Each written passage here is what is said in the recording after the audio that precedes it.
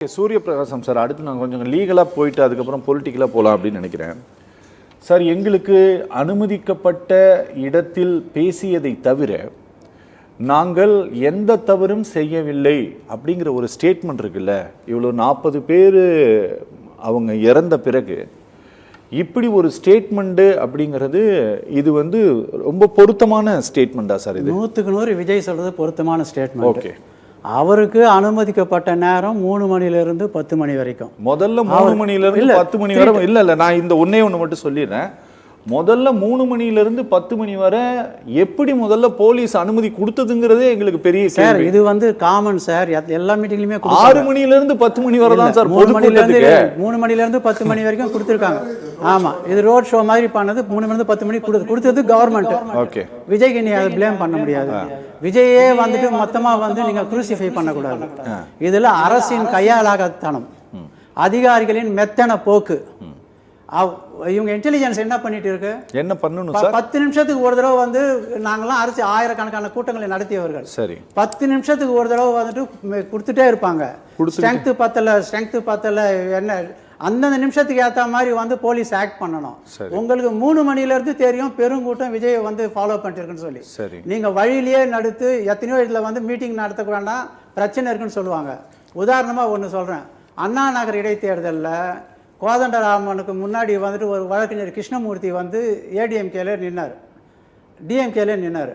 அப்போது எம்ஜிஆர் 3:30 மணிக்கு அந்த இடத்துல அவரோட ஆட்சி நடக்குது. அவரால் பிரச்சாரத்துக்கு அந்த இடத்துல பகர முடியல.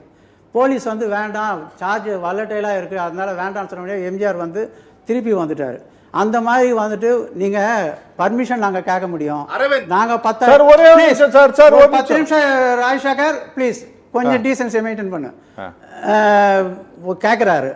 நீங்கள் வந்து 10,000 பேர் நாங்கள் வரோம் எங்களோட கணிப்பில் சொல்கிறோம். பட் போலீஸ் எப்போவுமே வந்துட்டு சார் பர்மிஷன் வேணுமா சார், இது மாதிரி லெட்டர் எழுதி கொடுங்க சார், நாங்கள் கொடுக்குறோன்னு சொல்கிறது சகஜம். அவங்களுக்கு அரசியல் அனுபவம் அந்த மாவட்ட தலைவருக்கு அவ்வளோ இருக்கா இல்லையான்னு தெரியல. அவங்க குறிப்பிட்டு இதை எல்லாமே போலீஸே தான் கன்சிடர் பண்ணணுமா? ஆமாம், எல்லாமே போலீஸ் தான் கன்சிடர் பண்ணணும். நார்மல் இதில் அவங்களுக்கு அனுபவம் இருக்கா இல்லையா, ஆமாம் எல்லாமே எல்லாத்தையும் நாங்கள் அதனால தான் வந்து அவங்க ரிஜெக்ட் பண்ணுவாங்க. சரி, அதனால தான் வந்து கோர்ட்டுக்கு மக்கள் போகிறாங்க. சரி, இவங்க வந்து இந்த இதில் வந்து விஜயோட ஒரு உள்நோக்கத்தோட தான் வந்து விஜயை க்ரஷ் பண்ணன்ற ஒரே ஒரு எண்ணம் தான் இங்கே அரசுக்கும் அரசு அதிகாரிகளும் இருக்கிற மாதிரி நான் உணர்றேன்.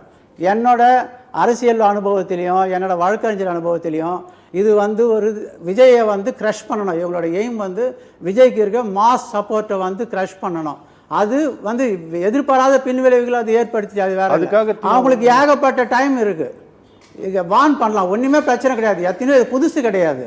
போலீஸ் வந்து ப்ரிவென்ட் பண்ணுறது வந்து அது அவங்களோட டியூட்டி.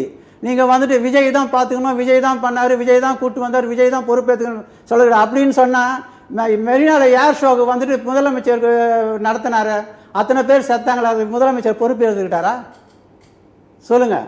தண்ணி இல்லாத செத்ததுக்கு பொறுப்பு எடுத்துக்கிட்டார் முதலமைச்சர். 44 பேர் வந்துட்டு விஷ சாராயம் குடிச்சு செத்தாங்க. இவர் தானே வந்துட்டு உள்துறை இலாக்காவை கையில் வச்சுன்னு இருக்காரு. முதலமைச்சர் பொறுப்பு எடுத்துக்கிட்டாரா? நான் வந்து கண்ட்ரோல் பண்ண முடியல, என்னோட இதுதான் வந்து இயலாமையில் தான் இவங்க செத்தாங்கன்னு பொறுப்பு எடுத்துக்கிட்டாரா? என்ன சார் இது? ஒரு வழக்குன்னா ஒரு பிரச்சனை நடக்குது, அவங்க வந்து எடுத்தவனே வந்து ஆமாம் என்னால் தான் செத்தாங்க, 42 பேர் என்னால் தான் செத்தாங்க, அதனால என்னை தூக்கில் போடுங்கன்னு விஜய் சொல்லுவாரா? ஒரு பொறுப்பான பிரச்சனை வாலடைல் சிச்சுவேஷனு, இத்தனை பேர் செத்து போயிருக்காங்க. அதில் வந்து இன்னொன்று 1 by 1 நான் வந்து சொல்கிறேன். நான் உங்களுக்கு இன்சிடெண்ட் நடக்குது ராத்திரி 12 மணிக்கு, நைட் 6 மணிலேருந்து மறுநாள் காலைல after sunset and before dawn வந்து போஸ்ட்மார்ட்டம் பண்ணக்கூடாது ஜெனரல்.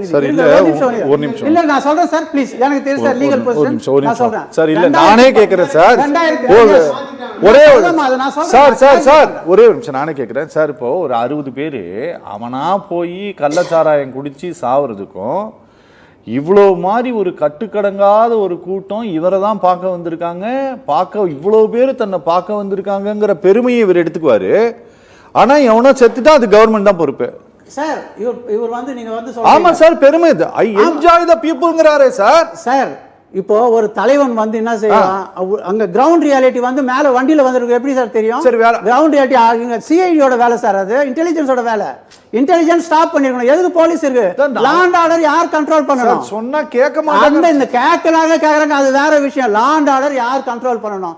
செகண்ட் திங் வந்து ஒரு மிஸ்டேக்கா நான் கவர்மெண்ட் பண்ணதை நான் சொல்றேன். நான் இவர் டாக்டர். நான் வந்து நிறைய பப்ளிக் ப்ராசிக்யூட்டராக இருந்தோம், எனக்கு தெரியும். இப்போ 2021 வந்து யூனியன் ஹெல்த் மினிஸ்ட்ரியில் வந்து ஒன்று கொண்டாந்தாங்க. பப்ளிக் ஆர்டரில் வந்துட்டு இது மாதிரி in case of extreme urgency நீங்கள் வந்து மிட் நைட் பண்ணலான்னு சொல்லி இங்கே வந்து ஒரு டெத்து நடந்து போச்சு. சஸ்பீஷியஸ் டெத்துன்னு தான் நீங்கள் 173 தான் பழைய சிஆர்பிசியில் போடணும். நீங்கள் திடீர்னு இந்த இவங்க நிர்வாகிகள் பேரில் வந்து கொலை முயற்சி, கொலை குற்றத்தை எப்படி நீங்கள் சாத்த முடியும் சார்? எஃப்ஐஆர் உங்களுக்கு என்ன எவிடன்ஸ் இருக்குது? ராத்திரி 12 மணிக்கு நீங்கள் வந்து அவசரமாக வந்து எஃப்ஐஆர் பண்ண வேண்டிய நெசசிட்டின்னா எதுக்கு? ஏன் இன்னைக்கு இப்போ டிஐஜி இவர் சொல்கிறாரு, டேவிட்சன் ஆசீர்வாதம் 3:30 மணி வரைக்கும் நடந்துச்சு மறுநாள்னு சொல்லி. ஏன் காலையில் 6 மணிக்கு பண்ணியிருக்க கூடாதா? என்ன பண்ணியிருக்கணும்? போஸ்ட்மார்ட்டம். ஏன்னா டே லைட்டில் தான் சார் தெரியும். டே லைட்டில் தான் உங்களுக்கு தெரியும், நேச்சுரல் லைட்டில் தான் தெரியும் எந்தெந்த இடத்துல என்னென்ன இதுன்னு சொல்லி. நீங்கள் எப்படி வந்துட்டு ஒரு ஏன் 6 மணி வரைக்கும் வெயிட் பண்ணால் என்ன? யாராவது கேட்டாங்களா ராத்திரியே பாடியை தரணும்னு சொல்லி? அங்கே பிரச்சனை நடந்துச்சா? நீங்கள் சொல்லுங்கள், ஆனஸ்டாக சொல்லுங்கள், யாராவது பிரச்சனை பண்ணாங்களா? மந்திரிங்களுக்கு அங்கே என்ன வேலை சார்? இல்ல ஒரு சார், கிரைசிஸ் அங்கே நடக்குது, மந்திரிங்களுக்கு அங்கே என்ன வேலை? வேற யார் போகணும் சார்? ஆமா, டாக்டர்ஸ் போகணும். டாக்டர்ஸ் அங்கே வந்து ட்ரீட்மெண்ட்ல இருக்காங்க. நீங்க எதுக்கு போயிட்டு அங்கே போஸ்ட் தரீங்க? எது கட்டி பிடிச்சி அழறீங்க? யாரை இது ஏமாத ட்ரை பண்றீங்க? நீங்க என்ன சிம்பத்தி நீங்க கெயின் பண்றீங்க? விஜய் சிம்பத்தி கெயின் பண்ண ட்ரை பண்ணாரா? இந்த மினிஸ்டர்ஸ் சிம்பத்தி கெயின் பண்ண ட்ரை பண்ணாங்களா? சொல்லுங்க. மக்கள் எல்லாத்தையும் பார்த்துட்டு தான் இருக்காங்க. நீங்க எல்லாத்துக்குமே விஜய் தான் தப்பு பொறுப்பு எப்படி பொறுப்பேற்றுக்குவாரு? அவர் மரணத்தை தூண்டினாரா? அவர் பேர் எஃப்ஐஆர்ல இருக்கா? அப்போ ஏதாவது எவிடன்ஸ் இருக்கா? சரி சார், இப்போ அவரு இதை எல்லாம் மக்கள் பார்த்துட்டு இருக்காங்க அப்படின்னா இப்ப இந்த மரணத்துக்கு காரணம் யாரு? கவர்மெண்டா? இன்வெஸ்டிகேஷன் பண்ணணும் சார். இன்வெஸ்டிகேஷன் பண்ணணும். மரணத்துக்கு காரணம் யாரு? போலீஸ் பண்ணணும். அதுதான் இது பிரச்சனையே. அருணா ஜெகதீசனுக்கு ராத்திரியோட அங்க போக வேண்டிய வேலை என்ன? அவங்க எக்ஸ்பர்ட். அடுத்த நாள் தான் சார் போனாங்க. அடுத்த நாள் தான் போனாங்க. அதான் சொல்றேன், ராத்திரி கிளம்பி மறுநாள் காலையில போயிட்டாங்க. சரி, கவர்மெண்ட் அப்பாயின்மெண்ட் பண்ணு சார். வேற யாரு போகணும்? நீங்க போகணுமான? கவர்மெண்ட் சார், இது கவர்மெண்ட் சார். இது கிடையாது சார். ஒரு என்கொயரி கமிஷன் சொன்னா ரெஃபரன்ஸ் இருக்கணும், அவங்களுக்கு அட்மினிஸ்ட்ரேஷன்ல இது தரணும். ராத்திரி மறுநாள் காலையில இவங்க போக முடியாது சார். ஏற்றோடனே போயிட்டு இவங்க என்ன இன்வெஸ்டிகேஷன் ஏஜென்சியா? இவங்க வெறும் ஃபேக்ட் ஃபைண்டிங் பாடி தான், வெறும் லிமிடெட் பவர்ஸ் தான். நீங்க வந்து ஆபீசர்ஸ் தான் இவங்களுக்கு டாக்குமெண்ட்ஸ் தரணும், எவிடன்ஸ் தரணும். நீங்க மறுநாள் காலையில போய் எதுவும் விட்னஸஸ் கிட்ட பேசுறீங்க? என்னத்தை நீங்க பண்ண போறீங்க? விட்னஸ் கிட்ட போலீஸ் சார் விட்னஸ் கிட்ட பேசல சார், விக்டிம்ஸ் கிட்ட பேசுறாங்க. அதான் சார், விக்டிம்ஸ் பாதிக்கப்பட்டவர்கள். அந்த அதிகாரம் அருணா ஜெகதீசன் கிடையாது. அந்த அதிகாரம் மறுநாளே போய் பேசுற அதிகாரம் அருணா ஜெகதீசன் கிடையாது. பேசலாம்.